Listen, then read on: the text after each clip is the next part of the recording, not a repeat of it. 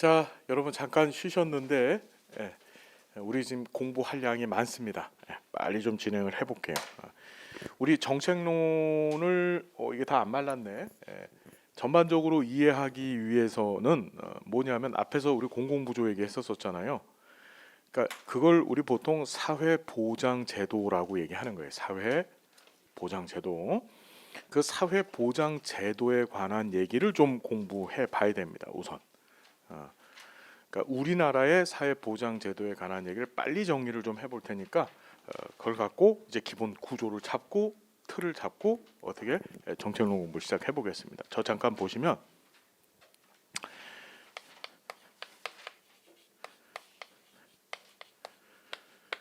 자, 사회보장이 뭘까요? 사회보장의 뜻, 이런 용어는 많이 들어보셨죠? 이게 뭐 시험에 자꾸 등장하는 건 1935년에 미국에서 사회보장법이라고 하는 법이 만들어지면서 거기서 최초로 이걸 법률용어로 썼다. 이게 시험에 자꾸 나옵니다. 미국 사회보장법. 우리 사회복지사 1급 시험에서 연도를 다이렉트로 물은 시험이 딱 한 번 있었습니다. 그게 3회 시험에서 미국 사회보장기본법이 몇 년도 제정됐습니까? 이렇게 물었었어요. 한 번 있었습니다. 그렇게 아주 디렉트로 그냥 물었던 거예요. 1935년입니다. 그만큼 중요한 의미를 갖고 있는 해예요. 이때 사회보장이라는 용어를 처음 쓴 거예요. 사회보장은 뭐냐? 개인의 삶에 대한 생존. 내가 어떻게 살아가느냐 앞에서 말씀드렸죠. 살기 위해선 최소한 먹을 게 있고 최소한 입을 게 있고 등등등, 그죠? 그 개인의 생존과 관련되어진 걸 누가 보장해 준다? 국가가 보장하는 거예요. 국가가, 사회가 보장하는 겁니다. 그걸 사회보장이라고 하더라. 우리나라 사회보장기본법에서는 이 사회보장을 정의해놨어요. 아까 전에 봤던 사회보장기본법, 이 사회보장기본법 3조에서 사회보장을 정의하는데 어떻게 정의했냐면 사회적 위험. 아우 중요하다 이것도. 얘도 하여튼 시험에 꽤 많이 나옵니다. 따라해볼까요? 사회적 위험. 사회적 위험. 사회적 위험 8가지를 딱 명시를 해놓고 그 사회적 위험에 대응하기 위한 수단 3가지를 명시해놨습니다. 자, 국민한테 발생할 수 있는 위험들, 그걸 통틀어서 사회적 위험이라 그랬었어요. 자, 우리 시험에는 이 사회적 위험의 종류 8가지를 묻는 게 참 많이 등장을 했었다. 자, 어떻게 기억을 하시냐면 여기 혹시 저 교회 다니시는 분 계세요?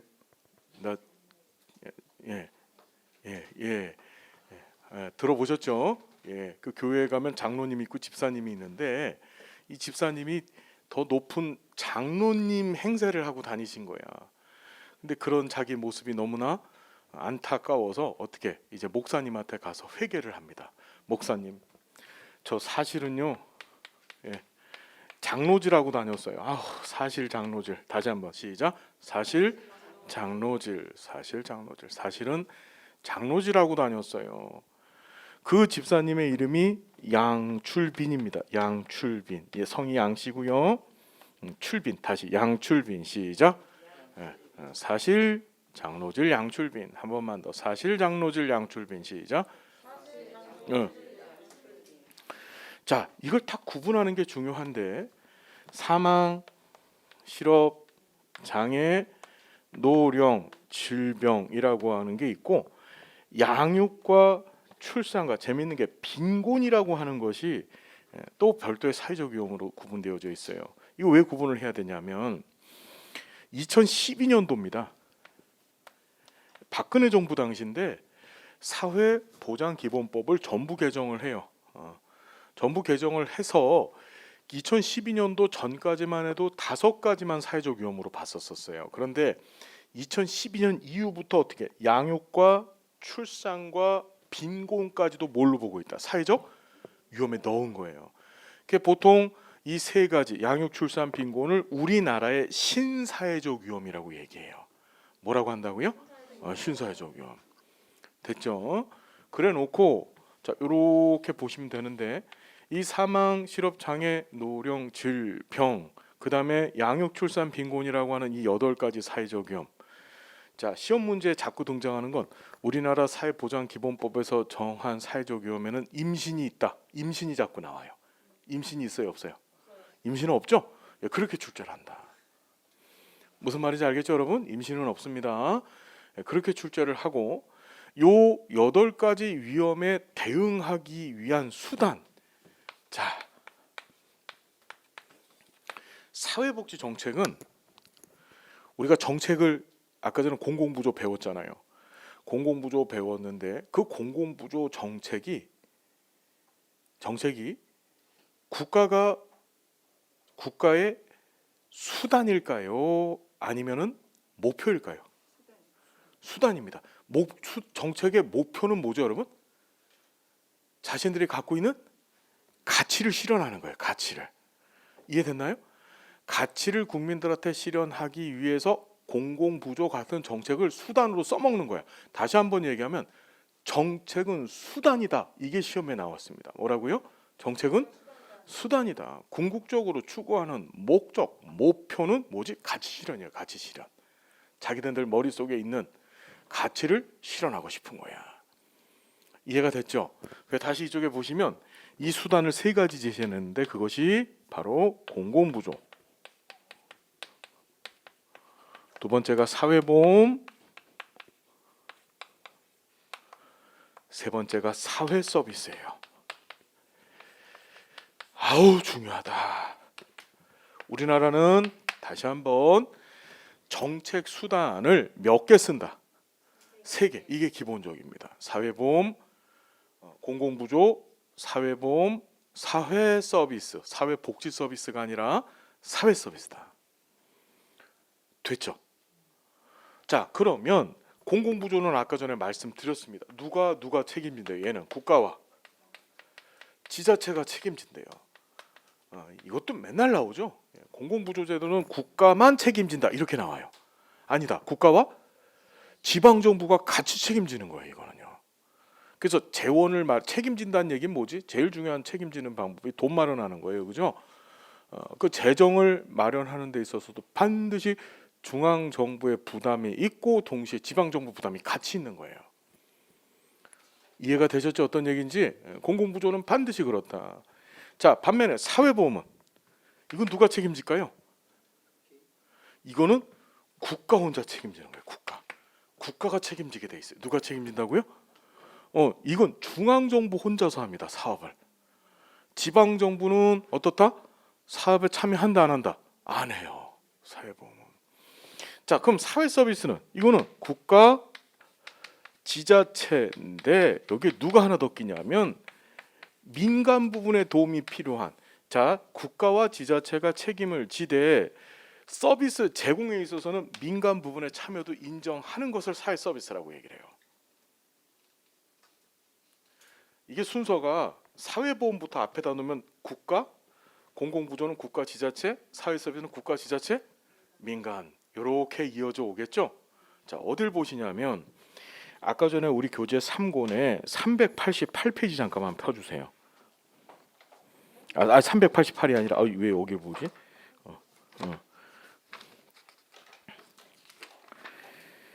자, 280페이지. 제 3조 나와 있죠. 얘는 자 보면 사회보장은 이게 출산, 양육, 실업, 노령장애, 질병, 빈곤, 사망. 그래서 앞에 두 문자 따니까 사실, 장노질, 양출빈. 알았죠? 이걸 사회적 위험으로부터 모든 국민 보호하고 국민의 삶의 질을 향상시키는데 필요한 소득, 서비스를 보장하는 밑줄 긋습니다. 무슨 제도? 사회보험, 공공부조, 사회서비스다. 자, 사회적 위험 8가지랑 그 사회적 위험에 대응하기 위한 3가지 방법론을 반드시 정리해 두셔야 된다. 알았죠? 됐다. 시험에 보면 정책론이 더 잘 나와요. 특히 이번 20회 시험에서도 요게 나왔다. 무슨 말인지 알겠죠? 20회 시험에서도 얘가 나왔다. 어떻게 나왔냐면 280페이지 왼쪽에 보면 맨 하단에 문제 한번 봐봐요. 4번 보이세요? OX 문제. 봤더니 우리나라 사회보장기본법에 근거한 사회보장제도에는 고용보험, 국민연금, 최저임금제, 국민기초생활보장, 보육서비스 등이 있다. 이게 틀렸어요. 왜 틀렸는지에 대해서는 조금 이따 설명하면 더 이해가 될 거예요. 자, 보면 되고 2번 사회보험이란 국민에게 발생하는 사회적 위험으로부터 보험 방식 대처하고 공공부조는 지방 국가와 지자체 책임. 보이세요? 지금 280페이지에 제3조의 3호 공공부조란 국가와 지자체 책임하에 그려놓고 밑에 4호 봤더니 사회서비스란 국가, 지자체, 민간. 보이시죠? 위에 봤더니 사회보험은 누가 책임진다는 얘기가 있어요, 없어요? 2호에 없죠. 그걸 어딜 보시냐면 법 만든 사람 참 바보 같은 사람들인데 25조 봅니다. 284페이지 284페이지 봅니다. 25조에 이렇게 써 있어요. 책임성 박스 나와 있죠? 맨 위에. 거기 봤더니 사회보험은 누구 책임? 국가 책임. 보이세요, 여러분? 이해됐나요? 무슨 얘기인지? 자, 사회보험은 누구 혼자 책임지는 거예요? 국가, 즉 중앙정부 혼자 책임지는 거예요. 그러니까 사회보험은 지방정부가 하는 일이 있어요, 없어요? 없어요. 공공부조는 국가, 지방정부 같이 책임지는 거예요. 이해됐죠? 사회서비스는 국가, 지방정부가 책임지고 민간의 도움, 즉 민간의 서비스 참여를 인정하고 있는 거예요. 알겠습니까? 무슨 얘기인지? 자, 그러면 이렇게 세 가지 제도를 기본적으로 사용을 하고 있는데 지금부터 국가가 책임지는 사회보험 제도에 관한 얘기 한번 해볼게요. 사회보험. 자, 우리나라 사회보험이 있어요. 20회 시험에 그걸 노리고서 시험 문제를 낸 거야. 우리나라 사회보험 제도가 있어요. 우리나라는 몇 가지 사회보험 제도가 있어요, 현재? 5가지. 어떻게 기억하시라 그랬죠? 이 사회보험제도 하려면 사회보험제도는 국민들이 낸 보험료, 기여금을 갖고 운영을 해야 돼요. 그러니까 국가가 잘 살아야만, 즉 국민들의 소득이 많아야만 이 제도 운영을 할 수 있겠죠. 가난한 나라는 이걸 할 수가 없어요. 사회보험제도 운영이 안 돼요. 이 사회보험제도 운영하는 나라의 임금님께서 고민을 한 거예요. 야, 우리나라 뒤따 부자인데 이 돈을 도대체 외적들이 쳐들어와서 훔쳐가면 어떡할까? 나라의 창고를 우리가 뭐라고 하죠? 창고, 국가의 창고, 국고라고 하죠. 국고, 그죠? 그래서 고민을 하다 그래, 그렇게 하면 되겠다. 이 국고를 산에다 숨기자. 자, 기억합시다. 산의 국고짱이다. 야호! 산의 국고짱. 다시 한번 시작. 야, 산에다 국고를 숨겨놓으면 짱이다. 야, 산의 국고짱. 한 번만 더. 산의 국고짱. 한 번만 더. 산의 국고짱. 이게 왜 중요하냐면, 왜 이렇게 기억을 해두셔야 되냐면, 우리나라의 사회보험이 도입된 순서입니다. 이게. 우리나라의 사회보험제도가 도입된 순서. 시험에 잘 나오는 게 우리나라 최초의 사회보험은 그렇죠. 산재인 건 금방 아시네요. 예, 산재보험입니다. 그게 잘 나옵니다. 자, 봤더니 산재보험이 뭐의 줄임말이에요? 그렇죠. 산업재해보상보험법을 줄여서 산재보험이라고 얘기합니다. 얘가 우리 선생님 잘 말씀하셨는 것처럼 1963년도 법이 제정이 되어져요. 1963년도에. 우리 여기 군인분 계시는데 군인연금법이 63년도 같은 해 제정됩니다. 63년도. 산재보험 제정되어졌던 해에 군인연금법 제정돼요. 원래대로 따진다면 우리나라 최초의 사회보험 하면은 그게 공무원연금법이거든요. 근데 우린 그걸 다루지 않기 때문에 전 국민을 대상으로 한 공무원연금은 직영연금이라고 해요. 직영연금. 직영연금이라고 합니다. 뭐냐면 특별한 직종을 국가가 정해놓고 이 직종에 있는 사람들은 의무적으로 보험 가입을 명해놓은 거예요. 우리나라는 4대 직영연금이 있습니다. 4대가 아니라 3대 직영연금. 4대죠. 4대 정확히 하면 공무원연금이 있고, 그 다음에 군인연금이 있고, 그 다음에 사립학교 교직원연금이 있고, 우체국 별정직 연금이라는 게 있어요. 이렇게 4가지. 근데 그건 몰라도 된다. 대신에 전 국민을 대상으로 한 사회보험, 어떤 특별한 직종을 갖고 있는 사람만 대상으로 한 것이 아니라 전 국민을 대상으로 한 사회보험 중에 첫 번째로 등장한 사회보험 뭐라고요? 산재라고 하는 사실을 기억해 두셔야 된다. 이게 63년도예요. 두 번째가 의료보험입니다. 의료보험 들어보셨죠? 의료보험법이 제정이 되어져요. 근데 얘도 똑같이 1963년도 제정돼요. 얘는 63년 11월 달에 제정되어지고 얘는 63년 12월 달에 제정됩니다. 한 달 끝발로 2등 된 거예요, 얘가. 의료보험. 근데 여러분 지금 우리가 의료보험이라는 용어를 쓰나요? 안 쓰죠? 이게 어떻게 되냐면 1999년도 몇 년도 여러분? 1999년도에 국민 그렇죠. 건강보험법으로 개정이 되어져요. 이게 차이점이 뭐냐면 63년도 의료보험법이 제정됐었을 경우 당시에는 어떻게 됐냐면요. 공무원 의료보험 따로 군인들은 뭐 원래 의료보험이 아니라 이제 군대에서 치료해 주시는 거고 그 다음에 그 사립학교 교직원 의료보험이 따로 있었어요. 무슨 얘기인지 이해되셨죠?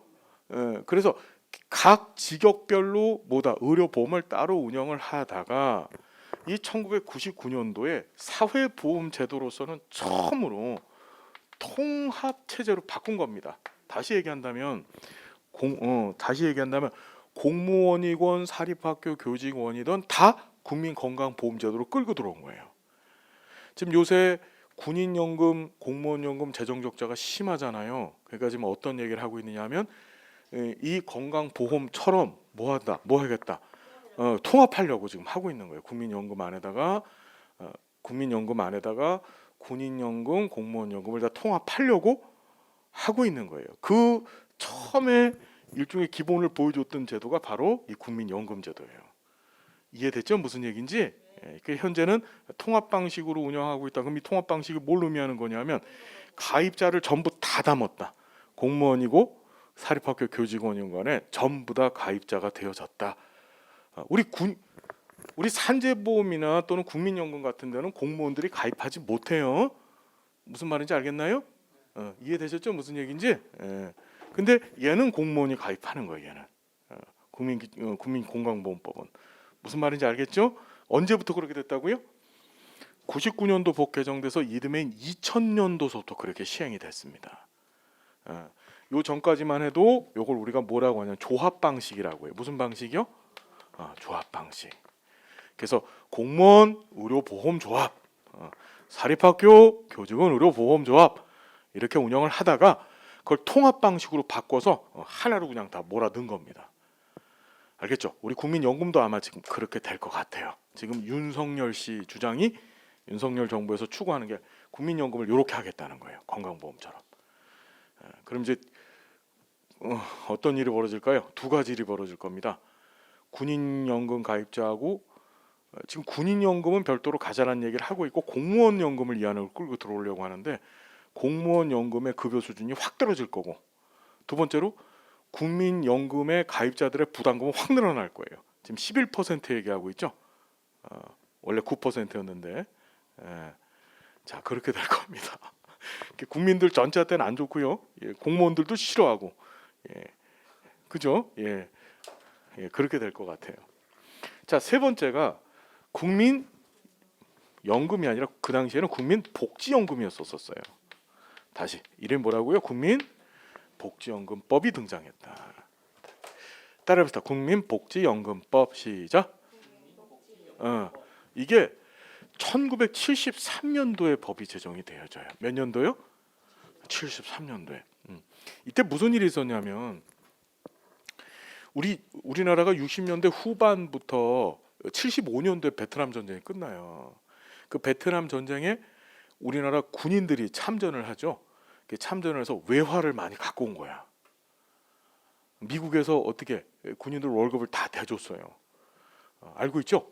그 돈을 가지고서 여러 용도로 기가 막히게 잘 썼습니다. 대표적인 경부고속도로를 뚫는데 그 돈을 썼습니다. 무슨 말인지 알겠죠? 그게 박정희 정부에서 뭐를 체감을 하게 되냐면 펀드, 즉 대단위의 기금이 모여졌었을 때 이 돈이 이 국부를 늘리거나 국가 기관 산업들을 발전시키는데 아주 소중하게 사용될 수 있다는 걸 깨달았어요. 그래서 야, 이제 전쟁도 75년 끝났어요. 전쟁도 끝나가고 있는데 이런 국부를, 이 펀드를, 이 기금을 어떻게 만들 것인가 고민하다가 그래, 우리도 연금을 만들자. 연금을 만들면 국민들한테 강제적으로 보험료를 징수를 하고 플러스 그걸 바로 안 줘도 돼요. 나이 먹어서 주니까 쌓아놓을 수가 있다고.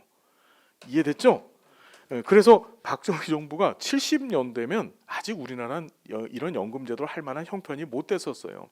실업률도 20%가 넘었었고, 우리가 보험 가입자들은 다 뭐 해야 돼요? 직장을 갖고 있어서 보험료를 내야 되잖아요. 그런 엄격한 상황이었음에도 불구하고 그 펀드를 만들고 싶었다고. 그래서 무리하게 국민복지연금법이라고 하는 법을 만들어서 시행을 하려고 딱 했는데 하늘도 알았지. 이 73년도에 제1차 오일 쇼크가 뻥 하고 터졌어요. 우리 석유파동 아시죠? 그게 뻥 하고 터진 거야. 그러니 실업률 20%가 실업률 50%가 돼버리고요. 나라 경제가 아주 파탄이 되어져 버렸습니다.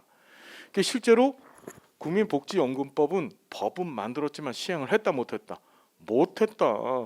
못해서 어떻게 했느냐 하면 못하고 법만 있는 상태로 유지되고 있다가 시행을 못하고 아세안 게임 하던 해. 여러분 그때가 이제 전두환 씨가 대통령을 할 때예요. 그 전두환 씨의 국가 운영 모토가 두 가지였었는데 첫 번째가 정의사회 실현. 들어보셨을 거야. 그래서 정의사회 실현하려고 29만 원밖에 없으셨잖아요, 그분이. 그죠? 예. 두 번째가 복지국가 구현이었었어요. 정의사회 실현, 복지국가 구현. 무슨 말? 거꾸로 됐다. 정의사회 구현, 복지국가 실현. 무슨 말인지 되셨죠, 여러분? 그래서 그 정의사회 구현이라는 게 뭐냐면 이게 입구자에다가 일어날 현자예요. 그러니까 말로만 했단 소리죠, 그죠? 그렇게 생각하시면 안 되고 하여튼 이제 그분도 작고를 하셨기 때문에 우리가 좋게 평가를 해주려고 노력해야 돼. 자, 어쨌든지간에 평가가 안 돼, 자꾸. 자, 여하튼 그래서 그때 이제 뭘 하냐면 아세안 게임을 하는데 우리나라가 복지 국가라는 걸 전 세계에 보여줄 필요가 있었어요. 그래서 어떻게 하느냐? 이제 우리 뒤에서 공부하겠지만 그 나라의 복지 역량 정도를 측정하는 제일 중요한 정책 수단이 바로 연금제도예요. 보통 연금제도를 갖췄다 하면 이 나라는 복지 국가다라고 평가를 받는 거예요. 이해되세요? 어떤 얘기인지? 그래서 1986년에 드디어 국민 복지다 띄어내고 연금법이 등장을 해요. 86년에. 이해됐죠? 무슨 얘기인지. 복지다 띈 거야. 86년에. 국민 연금법이 이때 제정이 되어지고 올림픽 카드내 88년도 이걸 시행을 합니다. 자, 뭘 기억하셔야 되냐면 우리 법제론 시험 문제에서는 항상 재정연도만 물어요. 정책론 시험 문제에서는 반드시 시행연도만 물어요. 무슨 말인지 알겠습니까? 제가 강의를 할 때 재정 시행을 구분해서 얘기를 하는 건 반드시 기억을 해놔야 돼. 이해됐죠? 무슨 얘기인지. 그래서 다시 한번 국민연금법은 몇 년도 제정? 아세안 게임 하던 해 제정됐다. 86년도. 시행은 올림픽 하던 해 전 세계에 보여줄 필요가 있었어. 야, 우리 복지국가다 이러고서. 이해가 됐죠? 무슨 얘기인지. 그때 시행됐다는 거 꼭 좀 기억해 두십시오. 됐죠? 자, 네 번째로 등장한 것이 바로 고용보험이다. 무슨 보험이에요, 여러분? 고용보험법이 등장한다. 고용보험은 여러분은 어떻게 하는 거지? 일자리를 구하는 거잖아, 그죠? 2를 9와3, 93년 1 9와3 다시 1 9와3 일자리 9와3 9와3 9와3 오케이 9와3 93년도에 이 고용보험법이 어떻게 맞아요. 지금 얘기 잘하셨습니다. 지금 말씀 잘하셨어요. 다 3333이에요. 다 이해됐죠? 끝이 다 33이다. 아주 정확히 잘 집어주셨습니다. 그 얘기를 드리려고 했었는데 그래서 1993년도에 고용보험법이 제정되어져서 얘는 2년 뒤인 95년도에 처음으로 구직급여가 지급이 됐어요. 95년도에. 구직급여 지급되면서 이제 시행이 된 거죠. 95년도 시행. 1943 알았죠? 예. 자, 그다음에 마지막에 등장한 것이 노인 장기요양보험이 등장하게 됩니다. 장기요양보험. 이거 2007년도 4월 달에 법이 제정이 되어져요. 2007년도에. 다시 몇 년도 여러분? 2007년도 제정돼서 그 이듬해인 2008년도에 시행됐다. 진짜 중요합니다. 우리 재정연도와 시행연도가 법제론에서는 재정연도, 정책론에서는 시행연도만 묻습니다. 반드시 그래요. 반드시. 그럴 때 이 사회보험제도하고 공공부조제도의 재정연도, 시행연도는 너무 중요한 사건이기 때문에 꼭 시험 문제 출제를 한다. 알았죠? 안 나오는 해가 없었다. 자, 순서 산의 국고장, 산의 국고장 기억하시고 위에 4개는 다 63, 63, 73, 20년 뒤인 93 됐죠? 근데 얘만 어떻다? 2007년도다. 자, 우리나라 마지막 사회보험이 뭐예요 지금? 그렇죠. 지금 정부에서 그런데 뭘 하려고 하냐면은 부모보험제도라고 하는 걸 도입하려고 해요. 부모보험 못 들어보셨죠? 그 부모보험이 뭐냐면 우리 현재 이 고용보험을 보면 여러분들이 고용보험료 내시죠? 예. 고용보험료 내면 뭐 받으세요? 그래, 실업급여를 받는다라고 얘기하잖아요. 그게 틀린 말이에요. 틀린 말. 자, 무슨 소리냐? 잘 볼게요. 우리 고용보험법 4조를 봤더니 4조에서 고용보험 사업을 규정하고 있어요. 뭐라고요?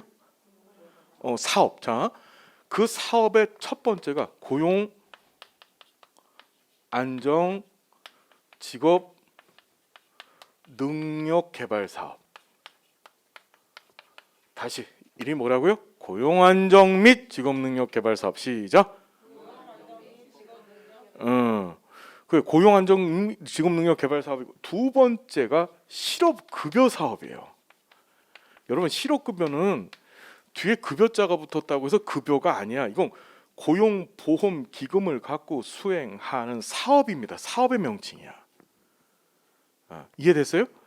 그 다음에 세 번째가 육아 휴직 급여 사업하고 모성이 아니라 산전 후 휴가 급여 사업.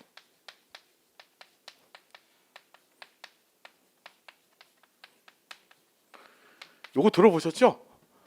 이걸 통틀어서 모성 보호 사업이라고 얘기합니다. 이 일을 하는 엄마가 또는 아빠가 모성 아이를 키우는데 필요한 기본적인 시간을 어떻게 주는 거죠.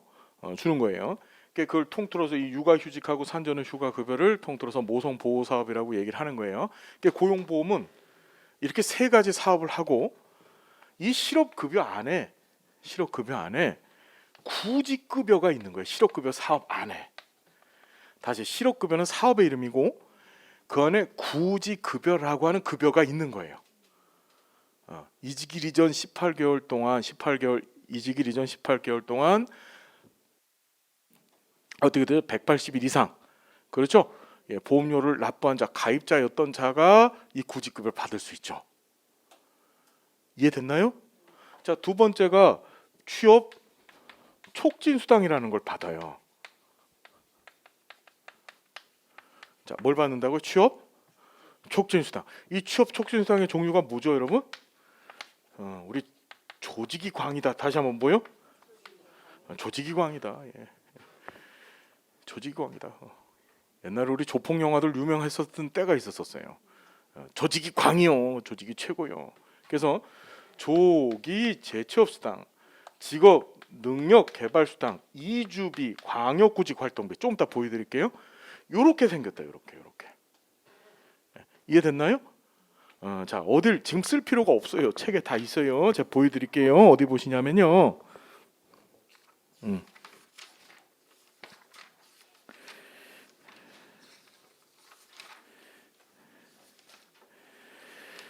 우리 세 번째 책 있잖아요. 세 번째 책에 자, 323페이지 펴주세요.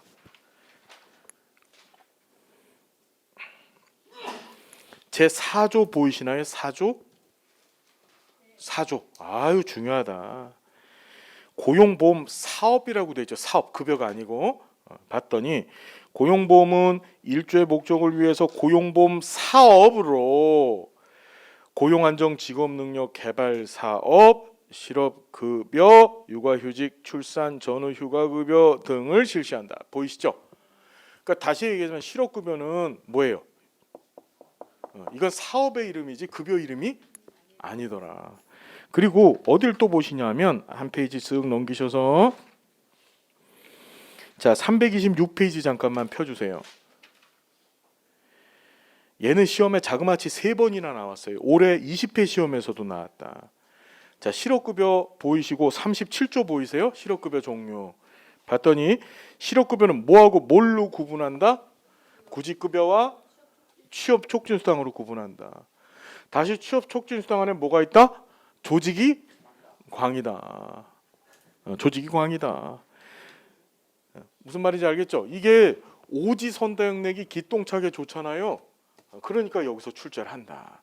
조직이 광이다. 그래 봤더니 조기제초수당, 직업능력개발수당, 광역구직활동비, 이주비 보이시죠? 그러니까 얘는 37조 세상 결단 나도 시험 문제 나온다 생각하시고 정리해야 된다. 요번 20회 때도 출제됐었다. 조직이 강이다. 알겠죠? 알겠죠? 됐죠. 그래서 여기 다시 설명드리면 고용보험법이 93년도 제정돼서 95년도에 무슨 급여가 최초로 제공됐다. 구직급여가 제공이 되기 시작한 거예요. 구직급여가. 이해가 됐나요? 됐습니까? 그래서 시행연도를 95년으로 본다. 됐죠? 됐죠? 오케이. 사회보험 5가지, 우리나라는 5개밖에 없는데 이걸 왜 얘기를 했냐면 부모보험제도라고 하는 것을 지금 도입하려고 하는데 이 부모보험제도가 뭐냐면 고용보험을 받더니 육아휴직하고 산전후 휴가급여를 제공을 하고 있잖아요. 그죠? 근데 이 고용보험료를 가지고선 이 운영이 안 돼요. 왜 안 되냐면 여러분들 고용보험료 내보셨죠? 고용보험료 어떻게 구성되어 있어요? 고용보험료가. 자, 고용안정 및 직업능력 개발 사업 보험료하고 실업급여 보험료를 별도로 내시는 거야. 어떻게 별도로 내냐면 이것도 시험에 나오죠. 이 고용안정 직업능력 개발 사업에 소요되는 보험료는 이건 사업주가 100% 내요. 사장님이 내는 거야. 사장님이 사용자가. 이해됐죠? 무슨 얘기인지. 그러니 시험 문제 나오겠지. 이렇게 실업급여에 들어가는 보험료는 이건 이 사업에 들어가는 보험료는 5대 50대 50으로 내는 거야. 사장님, 근로자가 반반씩 내는 거예요. 이해됐죠? 무슨 얘기인지. 그러면 자 중요한 게 육아휴직급여하고 산전후 휴가급여에 들어가는 보험료는 별도로 징수를 한다 안 한다? 안 해요. 안 해. 안 하면 이 돈은 어디서 마련하냐면 실업급여에 들어가는 돈으로 요걸 메워주게 돼 있어요. 실업급여로 거둔 돈을. 그러니까 목적 자체가 이게 되게 중요해요, 여러분. 잘 봐요. 이건 누구만 낸다고요? 사장님만 내고. 이건 누가 내요? 같이 내는 거야. 반반씩 내요. 근데 얘는 별도로 걷어 안 걷어? 안 걷어요. 안 걷는데 요번 코로나 사태 뻥 하고 터졌잖아요. 실업급여 사업에 들어가는 돈이 너무 많아진 거야. 그러니 여기서 끌어다가 여기다 돈을 줘야 되는데 들 돈이 없어졌어. 너무 힘든 거야. 그래서 아이씨 이거 별도로 떼내자. 떼내서 별도의 사회보험제도 만들자. 그래 부모보험제도를 지금 설계 중이야. 여차하면 내년부터 시행될 것 같아요. 그러니까 빨리 올해 시험 붙어야 돼. 안 그러면 우리 6개 사회보험제도 공부해야 돼. 무슨 말인지 알겠죠? 예? 아니 부모가 돼야지만 육아를 할 거고 부모가 되기서 산전후 부모 되면 되지. 예, 부모 되세요. 예, 부모 돼야 돼. 애국자야. 그래야만. 무슨 말인지 알겠어요? 자, 이게 시험에 참 잘 나오는 얘기인데 어차피 얘기 나왔으니까 빨리 보고 갑시다. 어디 보시냐면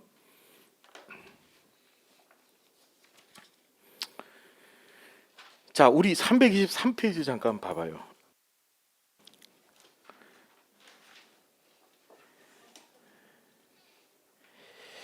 자, 이게 정책론에서 요번 20회 때도 또 나왔어요. 거기 보시면 가운데 보험료 이렇게 돼 있죠. 제 13조. 봤더니 보험료를 징수한다 이렇게 돼 있고, 2항 봤더니 고용보험에 가입자인 근로자가 부담하는 고용보험료는 자기의 보수총액에, 자 밑줄 긋습니다. 실업급여의 절반을 근로자가 부담한다. 그럼 사장님이 나머지 절반을 부담해 주시는 것이고, 보이시죠 여러분? 자, 그다음에 그 밑에 정리가 돼 있어요. 고용안정직업능력 개발 사업의 보험료율은 100% 다 내시는 거고, 맨 밑에 실업급여 보험료의 2분의 1만 사장님이 내주시는 거야. 보이시나요 여러분? 돼 있다. 그 다음에 자, 얘는 별도로 징수를 한다 안 한다? 얘는 안 하고 이건 어디서 끌어다 쓴다고? 실업급여에서 끌어다 쓴다. 이해됐죠? 정리되셨죠? 무슨 얘기인지? 오케이. 시험에 정책론에 맨날 나오는 얘기다. 요번 20회 때도 나왔다 얘가. 반드시 기억해 두셔야 된다. 자, 됐죠? 사회보험제도 5가지 정리됐습니다. 넘어갈게요. 공공부조제도 5가지가 있습니다. 공공부조제도. 자, 우리나라에는 다시 대표적인 그러니까 대표적인 게 아니라 사회보험제도는 5개야, 5개. 그 다음에 공공부조제도, 이 생활이 어려운 사람들 대상으로 한 공공부조제도도 5개다, 5개. 그 5개를 정리를 해두셔야 한다. 첫 번째, 국민 기초 생활, 그렇죠, 보장법이 제정되어집니다. 다시 명칭이 뭡니까? 국민기초생활보장법. 시작. 국민기초생활보장법. 한 번만 더, 국민기초생활보장법. 자, 국민기초생활보장법 알고 계시죠? 처음 들어보셨어요? 자, 국민기초생활보장법 몇 년도 제정? 이게 아까 전에 건강보험법 몇 년도 제정? 맞아요. 그 같은 해에 제정됩니다. 99년도. 근데 중요한 게 여기서 하나 더 알아야 돼. 99년도 며칠 날 제정됐는지도 좀 알아야 돼. 얘는 날짜까지 알아야 돼. 그렇죠? 예, 9월 7일이야. 맞아요. 구질구질. 이게 중요한데 왜 중요하냐 하면, 이 국민기초생활보장법이 제정되어진 이 9월 7일을 기념하여 우리 사회복지사업법이라고 하는 법이 있습니다. 무슨 법이요? 이 사회복지사업법이라고 하는 법에서 이 9월 7일을 사회복지의 날로 정한 거예요. 우리 시험에 사회복지의 날이 몇 월 며칠이에요를 묻는 문제가 3번 나왔다 지금까지. 뭐라고요? 진짜 지금 내가 아니 살다 또 진짜 소리 또 처음 듣네. 예, 진짜입니다. 반드시 나온다. 여러분, 우리 사회 복지가 뭐 하는 겁니까? 이 구질 맞은 사람들 깨끗하게 해주는 게 사회 복지죠. 이게 구질 9월 7일이 무슨 날? 사회 복지의 날. 아우 구질 맞아. 아우 복지 날. 됐죠? 됐죠? 사회 복지의 날. 그런데 이 국민기초생활보장법의 역사를 살포시 봐야 돼요. 우리나라에 근대화되어져 있는 최초의 공공부조법이 뭘까 봤더니 1944년, 4가 2개예요. 44에 조선구호령이라고 하는 법이 만들어집니다. 무슨 법이요? 조선구호령. 따라붙어. 조선구호령. 일본 사람들이 만든 건데, 여러분 우리나라 몇 년도에 해방이 되어져요? 그렇죠. 이 44년도는 일본 일제가 최후의 발악을 하던 해예요. 그게 어떻게 되냐? 식민지인 우리나라를 대상으로 해서 젊은 애들은 전부 다 어떻게? 그렇죠. 젊은 남자 애들은 전쟁터로 끌고 가고 군인으로, 젊은 여자 애들은 정신대라고 해가지고 우리가 생각하는 그 할머니들 정신대가 아니라 다 근로 정신대라고 해서 군수품 만드는 공장으로 끌고 간 거예요. 우리나라는 농촌 사회였었죠. 이 당시도. 농사를 져야 되는데 젊은 인력들이 다 빠져나갔어. 그러니까 뭐 한 거지? 농촌에 아기 가진 임산부나 아이 키우는 엄마 또는 노인들만 내버려두고 젊은 친구들을 다 뽑아간 거야. 무슨 일이 벌어졌냐면은 농촌에서 다 굶어 죽고 난리가 났어요. 농사를 못 지니까. 농사 지려면 젊은 인력이 필요한데 할아버지들이 들어가서 농사를 질 수가 없잖아. 굶어 죽고 이런 일이 벌어졌어. 그 민심이 굉장히 흉흉해졌습니다. 그랬더니 일본 사람들이 조선 구호령이라고 해서 그런 사람들한테 배급을 해주는 그런 체제를 처음 만들었는데, 이게 중요하다. 이게 우리나라 최초의 근대화된 공공부조법이다. 조선구호령이. 뭐라고? 우리나라 최초의 뭐라고요? 근대화된 공공부조법이다. 그러다가 자, 해방이 되고 나서 1961년도입니다. 몇 년도요? 1961년도 이때 생활보호법이 제정됩니다. 옛날엔 여러분 영세민이라 그랬잖아요. 영세민, 그죠? 영세민. 지금 뭐라 그러죠?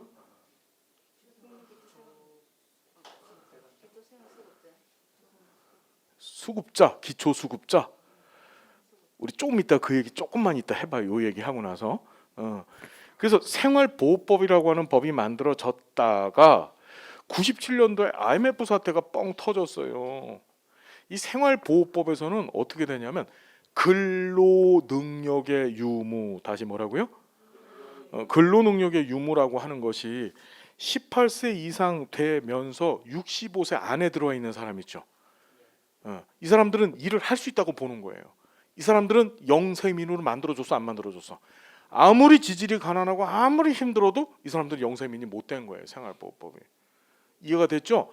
그러다가 IMF가 뻥 터지고 나서 나 18세에서 65세 미만 자민데도 불구하고 아무리 일자리를 구하려고 해도 일이 없어요. 그죠?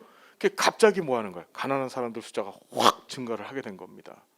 이해됐죠? 그래서 어떻게 근로 능력 유무 상관없이, 무슨 말인지 이해되죠?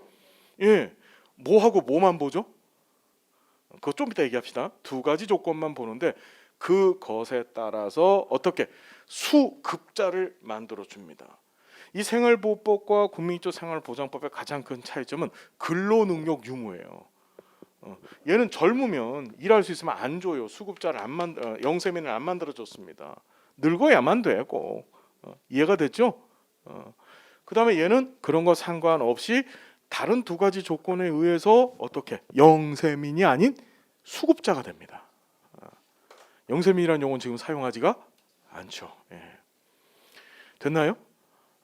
자, 우리 여기 잠깐만 하나만 보고 갑시다. 아까 수급자라는 표현을 썼어요.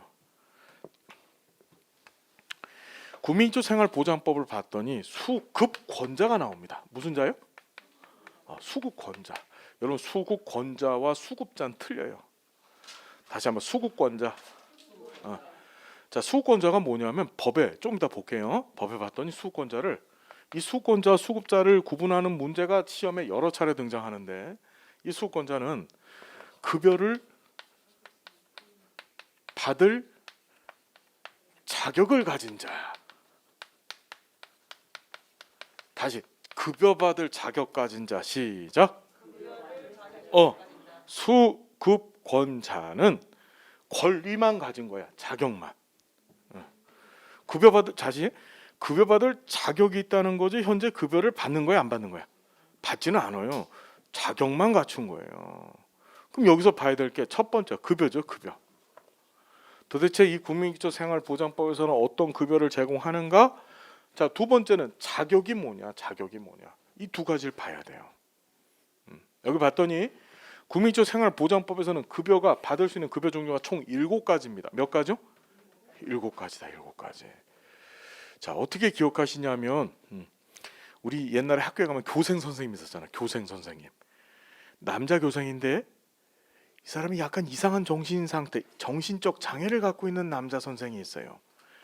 얘가 여자 학교를 간 거야. 여학교 교생으로 간 거야. 그거 어떻게 해야 돼? 주의해야 되겠죠? 그래서 어떻게 해? 자, 장애자 교생주의 시작. 장애자 교생주의 시작. 정신장애, 장애자 교생을 주의하자. 장애자 교생주의 시작. 장애자 교생주의. 그래서 장제급여, 해산급여, 자활급여, 교육급여, 생계급여, 주거급여, 의료급여 이렇게 있다. 장애자 교생주의. 급여 종류 총 몇 개? 이게 8개예요? 하나, 둘, 셋, 넷, 다섯, 여섯, 7개야. 깜짝 놀라게 하고 있어. 7개. 국기법상 급여는 몇 개다? 요새 시험에 나오지도 않아요. 하도 뭐 다 알 거라고 생각해서 옛날엔 많이 나왔었는데 국기법상 급여 종류 다시 한번 몇 개? 7개. 장애자 교생주의. 여러분 장제급여가 뭘까요? 장제급여가 사람 죽으면 시체 거만이 뭔지 아시죠? 이 사람이 왜 죽었는지를 이제 의사가 거만해 줘야 돼요. 반드시 그 절차를 거쳐야 돼요. 사람이 죽으면은 그 죽은 원인에 대해서 파악이 안 돼 바로 경찰관이 조사하게 돼 있죠. 그래서 장제급여는 시체 거만 또 장사를 치르는 데 들어가는 비용을 줍니다. 실제로 장사를 치른 사람한테. 무슨 말인지 되세요? 지금 얼마시죠? 75만 원 주더라고요. 예.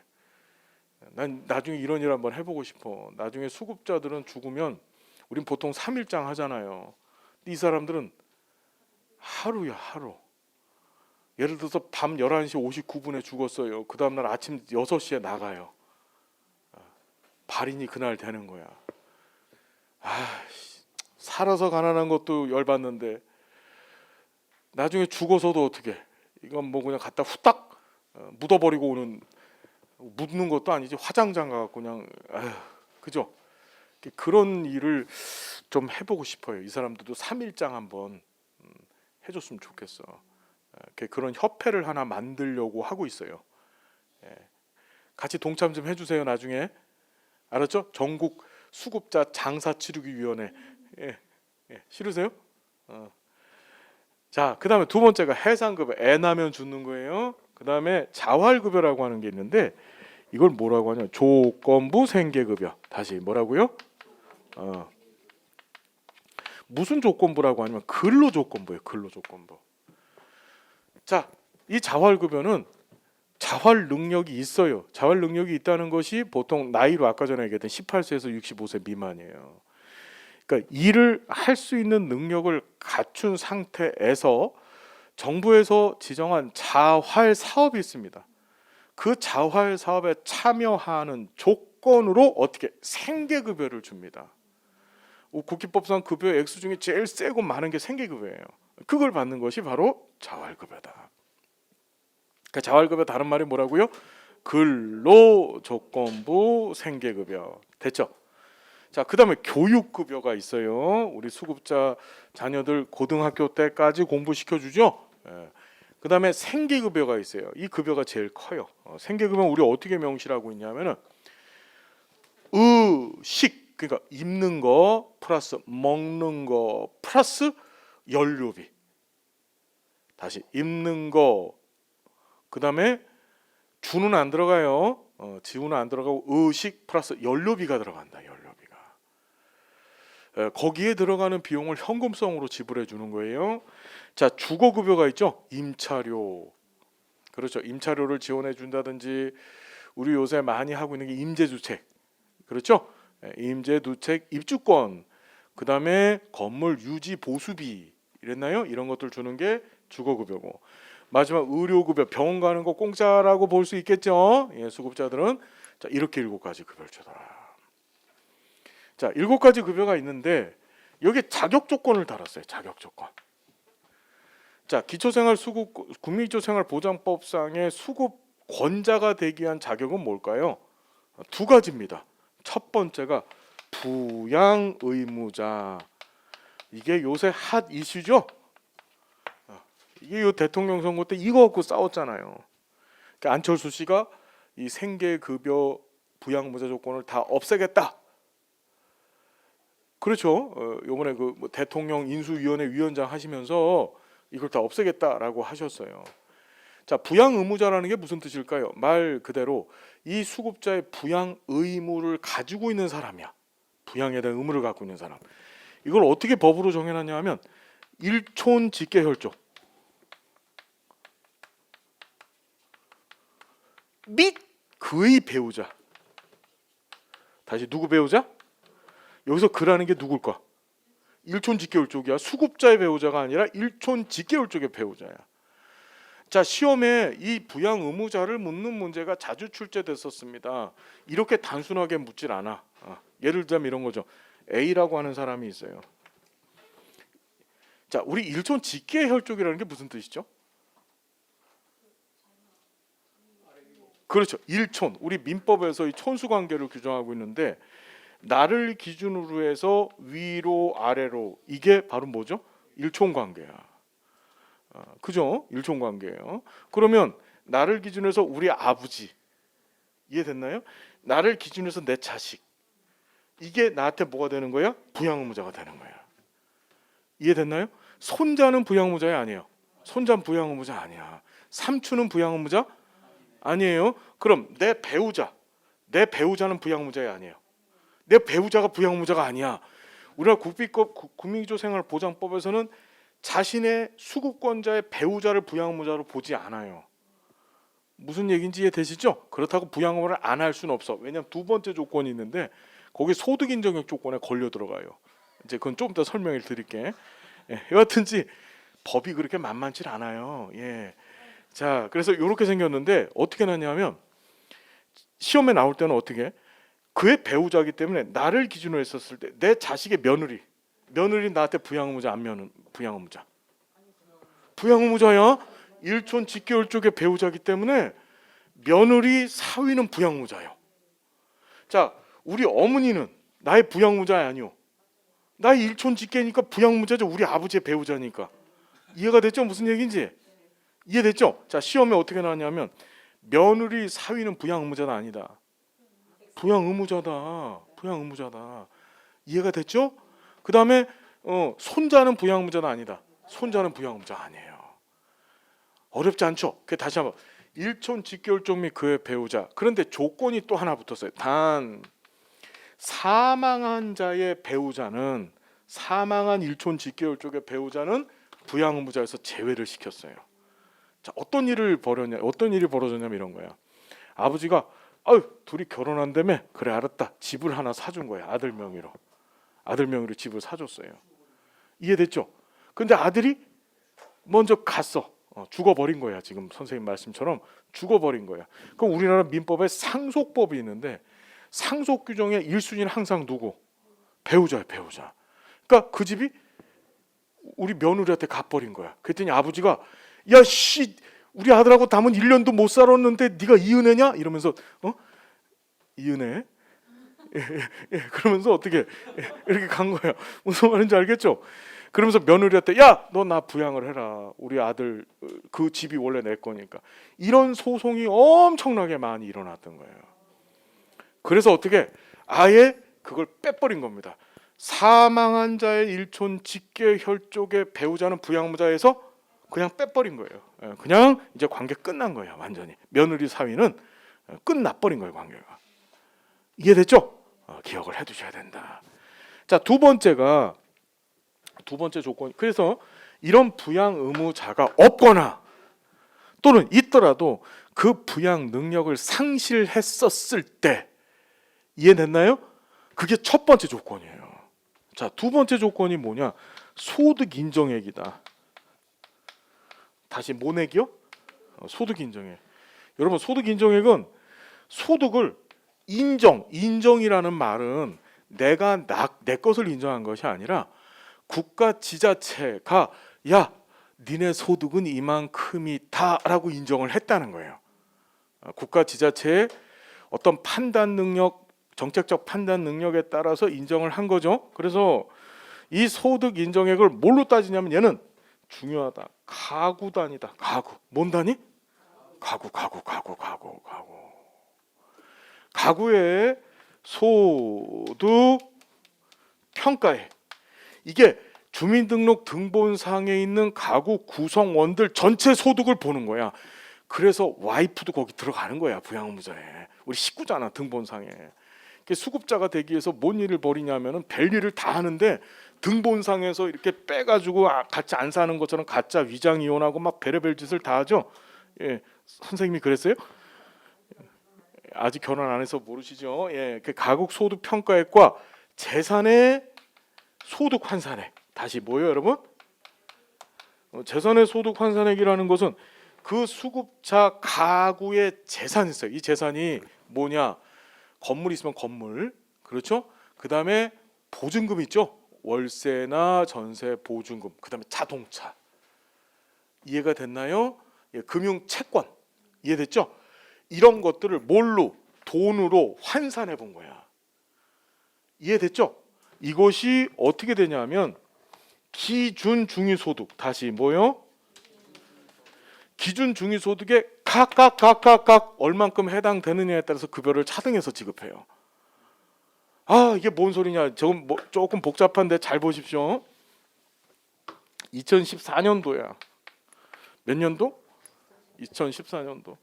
이 죽을 사자 들어간 해야 이게. 이때 우리나라에 끔찍한 일이 벌어졌어요. 무슨 끔찍한 일이 벌어졌을까?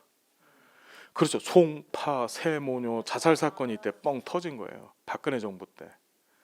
이 사건 터지고 나서 야, 분명히 우리나라 데이터가 잘 사는데, 그래서 사회보장 관련된 급여 예산들도 참 많은데 그분들이 돌아가신 이유는 뭐지? 그분들이 돌아가신 이유는 그 제도의 수혜를 받지 못해서, 다시 얘기한다면 우리 사회복지적으로 얘기한다면 전달 체계가 잘못돼서 그분들이 그렇게 된 거예요. 안타까운 일이죠. 그래서 법을 대대적으로 고칩니다. 또 새로운 법을 만들어요. 잠깐 들어주시면 되는데 2014년도 12월 30일 날 그 사회보장 급여 이용 제공 수권자 발굴에 관한 법률, 정신없죠. 지금 얘기가 나중에 공부할 겁니다. 그 법이 만들어지고 이 국기법을 전부 개정해 버립니다. 옛날에는 어떻게 했냐면 2014년도 개정돼서 2015년부터 시행됐는데 2015년 전까지만 해도, 국기법 개정된 것이 시행되기 전까지만 해도 한 번 수권자가 되면 이 7가지 급여를 동시에 그냥 다 받는 거야. 이해됐어요? 근데 지금은 어떻게 되냐면 이걸 다 받는 게 아니라 이걸 골라서 받습니다. 이걸 개별 급여 체계 또는 맞춤형 급여 체계라고 얘기를 해요. 몇 년도서부터 그렇게 됐다고? 2015년도서부터 그렇게 됐다는 사실을 기억하셔야 돼. 알았어요? 이게 어떻게 해놨냐 하면 올해 기준으로 보면 이렇게 했어요. 생계급여는 기준 중위소득의 30% 이하에 있는 사람. 기준 중위소득이 뭐냐? 전체 가구의 소득을 일렬로 쫙 나열을 하는 거야. 나열. 부자부터 가난한 사람을 쭉 나열을 해. 그리고 정확히 몇 퍼센트, 중간에 50% 오는 지점을 찍어요. 이게 바로 뭐지? 기준 중위소득이야. 이것의 몇 퍼센트? 30%. 30%니까 여기에 30%에 해당하는 사람들이 무슨 급여를 받는 거예요? 생계급여 받는 거야. 그렇지. 뭐 그럼 뭘 바래 그럼? 이해가 됐죠? 무슨 얘기인지? 그 다음에 다시 주거급여는 누가 받느냐 하면은, 이거는 주거는 집은 사유, 충청도 사람이 집 살 때 뭐라고 하죠? 저 집 사유. 뭐라고 한다고요? 집 사유. 예, 46이에요. 사유. 작년에 45였는데 46으로 늘어났어요. 이해됐죠? 기준 중위소득의 46에 들어오는 사람들이 뭐 하는 거야? 주거급여를 받아요. 됐죠? 자, 그 다음에 의료급여는 이거는 몇 프로일까요? 의료행위 못 받으면 죽을 수가 있습니다.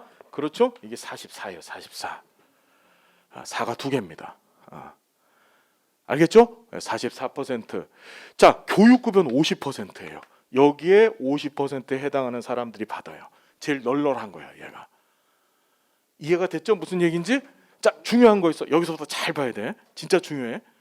자, 개별급여 체계로 바뀌면서 잘 보십시오. 생계급여, 주거급여, 의료급여를 주축급여라고 얘기하는데 이게 중심이 되는 급여예요. 생계나 주거나 의료급여를 받게 되면 저절로 장제해산을 받아요. 장제해산은 기준 중위소득 기준이 없어. 생계나 주거나 의료를 받으면 저절로 뭘 받는다고? 장제해산을 받아. 이해됐죠? 이해됐죠? 자, 그 중에서 이 주거급여와 교육급여 2개는, 다시 무슨 급여는? 주거급여와 교육급여 2가지는 부양의무자 조건이 없이 뭐만 봐? 소득 인정의 조건만 봐. 의료급여나 생계급여는 당연히, 얘는 자활급여는 생계급여의 하나야. 아까 말씀드렸잖아. 조건부 생계급여라고요. 그죠? 그러니까 얘는 치지 않고 의료급여나 생계급여는 부양의무자 소득인정액을 다 보는 거야. 다 보는데 교육급여하고 주거급여는 이건 뭐지? 부양의무자 조건이 있어 없어? 없으니까 시험에 잘 나와 안 나와? 잘 나오는 거예요. 아주 잘 나오는 거예요. 그래서 부양의무자 조건이 없는 국기법상 급여. 자, 작년에 어떤 일이 벌어졌냐면은 문재인 정부에서 생계급여 부양의무자 조건 뭐 폐지 이런 얘기를 했었어요. 10월 달에. 그러니까 정부 막바지에 이르러 가지고 어떤 업적을 만들기 위해서 했는데 폐지된 거 아니에요. 어떻게 되냐? 부양의무자 조건이 남아 있습니다. 대신에 부양의무자 조건을 많이 완화시켰어요. 어떻게? 연소득 1억 원 이상. 또 그 부양의무자가 갖고 있는 부양의무자 연소득 1억 원 이상 벌거나 또는 9억 원까지 자산을 갖고 있잖아요. 그럼 부양의무자에서 그 연소득 1억 원 미만 또는 9억 원 이하의 자산을 갖고 있으면 그럼 부양의무자에서 빼줬어. 하지만 그 이상의 소득을 벌면 어떻게 돼? 부양의무자로 남아 있는 거야. 그러다 보니까 생계급여의 부양의무자 조건은 정확히 폐지된 거야, 안 폐지된 거예요? 안 폐지된 거고 이걸 지금 어떻게 안철수 씨가 위원장이 되고 윤석열 정부에서 이걸 완전 폐지시키겠다고 지금 나선 거예요. 왜 그러면 요새 애들이 누가 부양을 하고 앉아 있어? 자식들이. 무슨 말인지 되시죠? 누가 자식들이 부양을 하고 있어. 그래서 생계급여는 말 그대로 먹는 거, 입는 거, 연료비 이 세 가지 없으면 사람들은 얼어 죽거나 굶어 죽을 수밖에 없다고. 그죠? 인간의 생존과 관련된 직접적 급여인데 이걸 자식들 보고 부양을 지금 하라고 하는 건데 아니다. 이것만큼 국가가 책임져야 된다. 그래서 어떻게 부양의무자 조건을 지금 폐지하겠다는 거. 어느 급여에 대해서? 생계급여에 대해서. 이게 핫 이슈이기 때문에 이번 시험은 아니더라도 다음 여러분들 시험 보실 때는 생계급여에 관한 얘기가 꼭 또 나올 것이다. 알겠죠? 다시 한번 정리해봐요. 지금 시간 조금 지났는데 1, 2분만 하고 끝낼게요. 수급권자는 급여를 받을 자격을 가진 자다. 급여 종류는 총 몇 개? 7개. 장애자 교생주의. 자, 자격은 뭐다? 부양의무자 조건과 소득인정액 조건. 자, 부양의무자의 종류는 일촌 직계혈족과 그의 배우자, 단 사망한 자의 배우자는 제외한다. 됐죠? 그래 놓고 그 다음에 소득인정액은 뭐다? 가구의 소득평가액과 재산의 소득 환산액을 더한 것이다. 됐죠? 무슨 얘기인지? 대개 중에 가구자가 중요해. 왜 그러냐면 지금 미리 얘기하는데 기초연금법을 또 공부하게 될 텐데 기초연금제도. 기초연금제도에선 똑같이 소득인정액이라는 용어를 사용하는데 가구의 소득평가액, 재산의 소득환산액이 아니라 이걸 가구가 아닌 부부의 소득평가액, 부부의 재산의 소득환산액으로만 봐요. 부부 것만 보는 거예요. 그 국기법하고 기초연금제도가 서로 틀려요. 그 측면에서. 그걸 또 자꾸 시험 문제를 낸다. 이렇게 아리까리미리 꼭 알아야 될 것만 시험 문제 낸다. 알았죠? 그래서 이렇게 정리가 됐다는 거 보시고 우리나라는 사회보장급여법 제11조에 따라서 신청주의입니다. 무슨 주의? 내가 자격을 다 갖췄음에도 불구하고 급여를 주세요라고 신청을 안 하면 안 줘요. 절대 안 줍니다. 우리 국민연금 보험료 열심히 내서 나중에 60세 이상 돼서 노령연금 받을 나이가 됐잖아요. 그럼 가만히 있으면 노령연금 주는 게 아니에요. 노령연금 신청하세요라고 국민연금공단에서 신청서가 와요. 거기다가 주세요라고 해야지만 준다. 우리나라는 다시 급여가 무슨 주의? 신청주의. 그래서 신청을 하면 그때 뭐가 돼? 수급자가 되는 거야. 수급권자는 급여받을 자격을 갖고 있는데 수급자는 뭐지? 실제 급여를 받는 자예요. 수급자는. 다시 수급자가 무슨 뜻이라고요? 급여를 받는 자다. 아유 중요하다 진짜. 우리 빨리 이거 중요한 거니까 지금 시험 문제 여기서 반드시 세상 결단 하나 내지 두 문제가 나와요. 지금 강의한 데서. 어디 보시냐면 362페이지 세 번째 책 제 2조 봅니다. 보이세요? 예. 수급권자는 이 법에 따른 급여를 받을 수 있는 자격을 가진 사람. 보이세요? 급여 받을 자격 갖고 있는 사람. 오케이? 예. 밑에 봤더니 수급자. 이 법에 따라 급여를 받는 사람. 됐나요? 뭐해서 받는 거야? 신청해서 받는 거야. 이해가 되셨나요? 자, 어디 보시냐 하면 자, 하나 더 구호를 봤더니 소득인정액 보이시죠? 소득인정액은 보장기간 주룩해서 개별 가구의 뭐라고? 가구의 보이세요? 가구의 소득 평가액과 재산의 소득 환산액을 어떻다? 합산한 금액이다. 하나 보시고요. 한 장 넘어가시게 되면 364페이지 7조 나와 있습니다. 급여 종류 12회 때 한 번 나왔었다. 최근에는 급여 종류 보이세요? 제 7조 364페이지 7조 장애자 교생 주의 보이시나요? 그리고 옆에 표가 딱 있습니다. 딱 보십시오. 국민초 생활보장제도의 대상자 선정 기준 22년도 기준 여기 나와 있죠.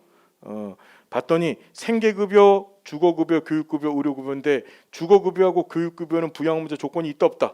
없다. 아 내가 아까 하나 잘못했어. 의료급여가 44가 아니라 40이요. 40. 예, 40. 죽을 사자 40. 알았죠? 예, 죽으면 아무것도 없다. 그 40이야. 이 숫자를 자꾸 물어. 생계급여는 지금 얼마? 30이죠? 생계, 시옷, 생, 삼, 생, 오케이. 예, 그다음에 주거, 집사유 알았죠? 예, 작년까지만 해도 집사오인데 45였는데 올해 또 올렸어요. 짜증납니다 정말. 예, 안 올리고 안 바꿨으면 좋겠는데 자꾸 바꾸고 앉아 있는 거야 얘네들이.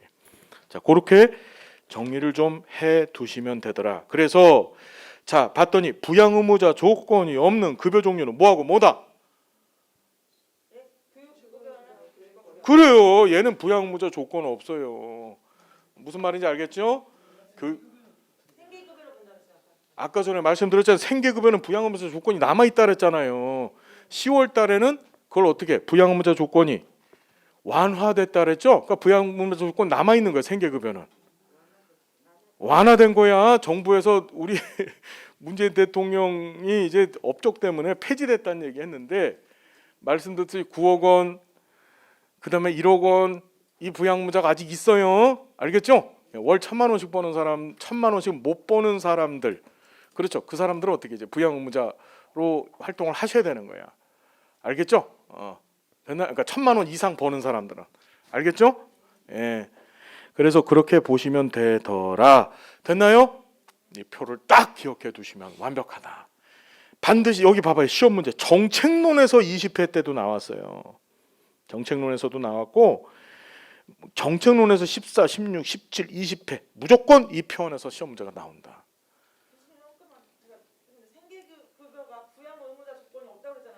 아이씨 언제 없다 그랬어? 지금 폐지된 게 아니고 남아있다 그랬지. 부양의무자 조건이 없는 건 교육급여와 주거급여만 부양의무자 조건이 없다. 다시 뭐하고 뭐만 부양의무자 조건이 없다고요? 아니 생계급여는 부양의무자 조건이 있고 즉 부양의무자 조건과 소득인정액 조건 두 가지가 다 살아있는 거고 이해됐죠? 뭐하고 뭐만 없다고요?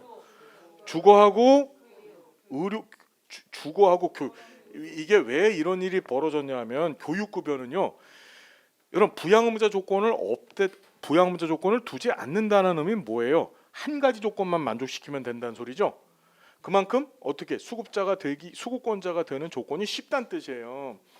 우리 아까 전에 교육이라는 게 기회평등 실현 가치 가장 평등 중에서 낮은 평등 수준이면서 그 다음에 개인의 삶이 앞으로 나가는 데서 필요한 급여란 말이에요. 그거 공부는 시켜줘야 될 거 아니야. 그래서 교육급여가 처음부터 이 국기법 설계할 때 처음부터 교육급여에 대한 부양의무자 조건을 빼버렸어요. 얘는 아예. 예. 야, 너 돈 없는데 공부도 못하면 안 되잖아, 그죠? 그 빼버렸고 주거급여는 2017년에 이걸 빼버린 겁니다. 집이 있어야 사람이 그 안에 들어가서 먹기도 하고 살 거 아니에요, 그죠? 이해됐나요? 여기서 부양의무자 조건을 뺀 거예요, 두 개만. 교육하고 주거에서 부양의무자 조건이 빠져 있다는 사실을 여러분 명심하셔야 된다. 완화된 겁니다. 작년 10월 달에. 알았죠? 지금 시험에는 뭐라고 나올 거예요? 생계급여 부양의무자 조건이 살아있다 없다? 있다야 있다. 알겠죠? 알았죠? 예, 문재인 대통령 그 뻥친 거예요. 예, 폐지된 거 아닙니다. 완화된 거예요. 알았죠? 됐다. 자, 여기까지 하고 다음 시간에 이제 이 공공부조제도 나머지 것들 정리한 다음에 계속 정책론 진도 나가겠습니다. 지금 정책론을 이해하기 위한 기본적인 큰 틀을 잡고 있어요. 현재 시간 12시 15분입니다. 1시 15분까지 식사하고 들어와서 우리 열심히 공부하는 시간 갖겠습니다. 정리가 되시나요? 밥은 많이 먹어야 되죠? 예, 점심밥은 여러분 조금 먹어야 졸질 않습니다. 알았죠? 되게 중요한 얘기를 점심시간에 진행할 거예요. 자, 감사드리고요. 다음 시간 뵙겠습니다. 고맙습니다. 예.